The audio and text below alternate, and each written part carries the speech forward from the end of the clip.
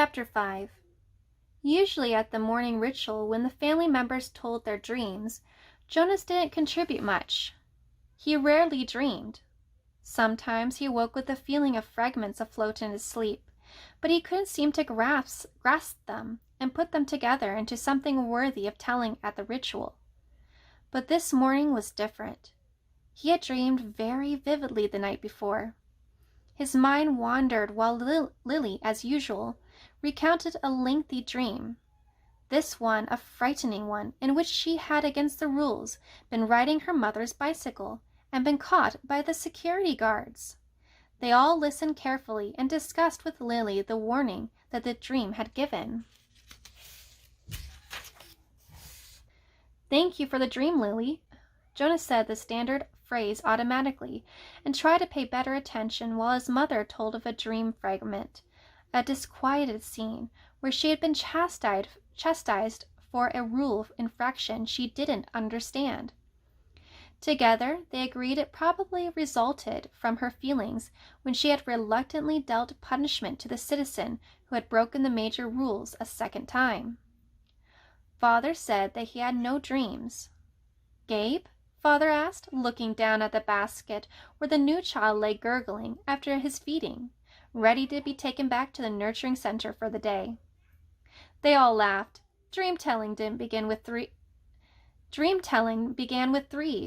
If new children dreamed, no one knew. "Jonas?" Mother asked.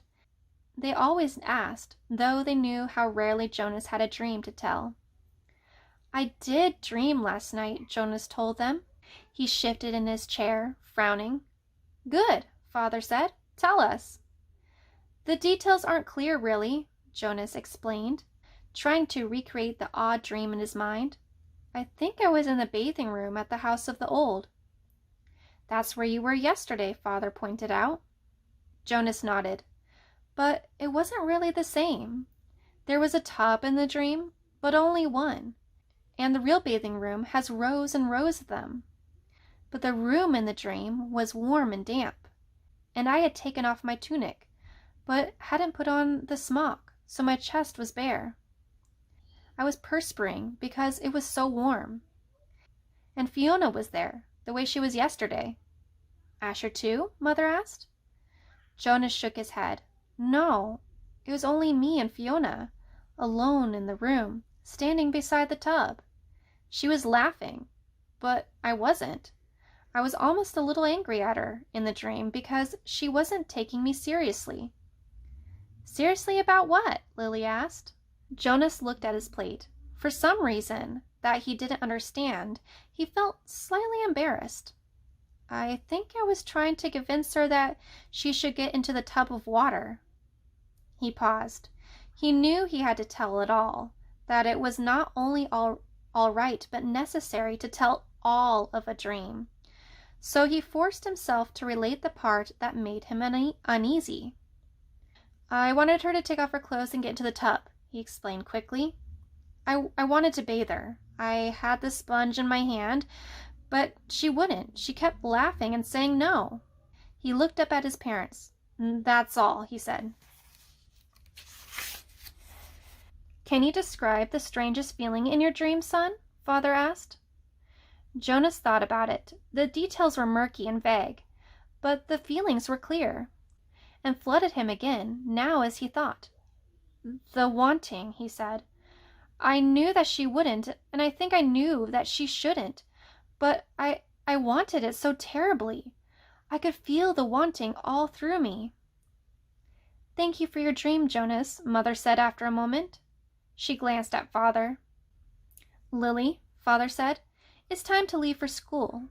Would you walk beside me this morning and keep an eye on the new child's basket? We want to be certain he doesn't wiggle himself loose." Jonas began to rise to collect his school books. He thought it surprising that they hadn't talked about his dream at length before the thank you. Perhaps they found it as confusing as he had. "Wait, Jonas," Mother said gently. "I'll write an apology for your instructor, so you won't have to speak one for being late." He sank back down into his chair, puzzled. He waved to Father and Lily as they left the dwelling, carrying Gabe in his basket.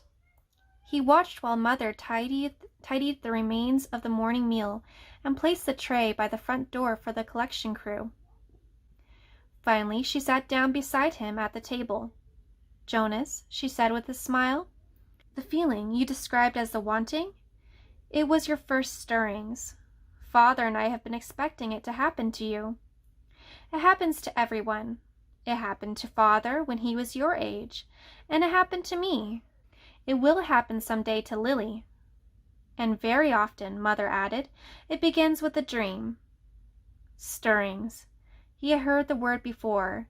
He remembered that there was a reference to the stirrings in the Book of Rules, though he didn't remember what it said. And now and then, the speaker mentioned it. Attention! A reminder that stirrings must be reported in order for treatment to take place. He had always ignored that announcement because he didn't understand it, and it had never seemed to apply to him in any way. He ignored, as most citizens did, many of the commands and reminders read by the speaker. "Do I have to report it?" he asked his mother. She laughed. "You did in the dream telling. That's enough." "But what about the treatment?" "The speaker says that treatment must take place." Jonas felt miserable. Just when the ceremony was about to happen, his ceremony of 12, would he have to go away someplace for treatment? Just because of a stupid dream? But his mother laughed again in a reassuring, affectionate way. "No, no," she said. "It's just the pills. You're ready for the pills, that's all. That's the treatment for stirrings." Jonas brightened. He knew about the pills. His parents both took them each morning, and some of his friends did, he knew. Once he had been heading off to school with Asher, both of them on their bikes, when Asher's father had called from their dwelling doorway. "You forgot your pills, Asher." Asher had grown good-naturedly, turned his bike, and ridden back while Jonas waited. It was the sort of thing one didn't ask a friend about because it might have fallen into the uncomfortable category of being different. Asher took a pill each morning. Jonas did not. Always better, less rude, to talk about things that were the same. Now he swallowed the pill that his mother handed him. "That's all?" he asked. "That's all," she replied, returning the bottle to the cupboard. "You mustn't forget. I'll remind you for the first week, but then you must do it on your own. If you forget, the stirrings will come back. The dreams of the stirrings will come back. Sometimes the dosage must be adjusted." "Asher takes them," Jonas confided. His mother nodded, unsurprised. "Many of your group mates probably do, the males at least, and they all will soon, females too." "How long will I have to take them?" "Until you enter the house of the old," she explained. "All of your adult life, but it becomes routine. After a while you won't even pay attention to it." She looked at her watch. "If you leave right now, you won't even be late for school. Hurry along." "And thank you again, Jonas," she added as he went to the door, "for your dream." Pedaling repeatedly down the path, Jonas felt oddly proud to have joined those who took the pills. For a moment, though, he remembered the dream again. The dream had felt pleasurable. Though the feelings were confused, he thought that he had liked the feelings that his mother had called stirrings. He remembered that upon waking, he had wanted to feel the stirrings again. Then, in the same way that his own dwelling slipped away behind him as he rounded a corner on his bicycle, the dream slipped away from his thoughts. Very briefly, a little guiltily, he tried to grasp it back, but the feelings had disappeared. The stirrings were gone.